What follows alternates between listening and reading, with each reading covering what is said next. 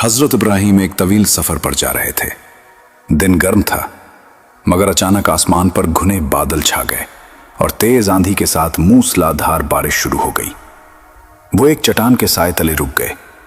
اسی لمحے اللہ تعالیٰ کی طرف سے ندا آئی، اے ابراہیم، سامنے جو کچی جھونپڑی ہے اس کی کھڑکی بند کر دو۔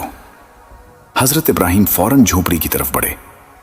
دروازہ ہلکا سا کھلا تھا۔ اندر جھانک کر دیکھا تو ایک نوجوان گہری نیند میں بے خبر سو رہا تھا۔ وہ حیران ہوئے مگر خاموشی سے کھڑکی بند کی اور واپس آ گئے۔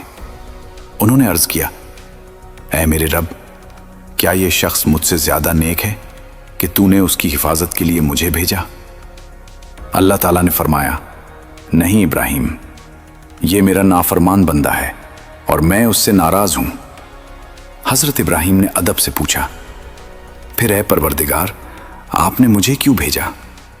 اللہ تعالیٰ نے ارشاد فرمایا، اے ابراہیم، اگر بارش کی ایک بوند بھی اس کے چہرے پر گر جاتی تو وہ تکلیف میں میرا نام لے کر مجھے پکارتا اور میں اپنے نام کی لاج رکھتے ہوئے اسے معاف کر دیتا۔ یہ سن کر حضرت ابراہیم کی آنکھیں نم ہو گئیں۔ وہ بولے، اے اللہ، بے شک تیری رحمت تیرے غضب پر غالب ہے اور تو ہی سب سے بڑھ کر معاف فرمانے والا ہے۔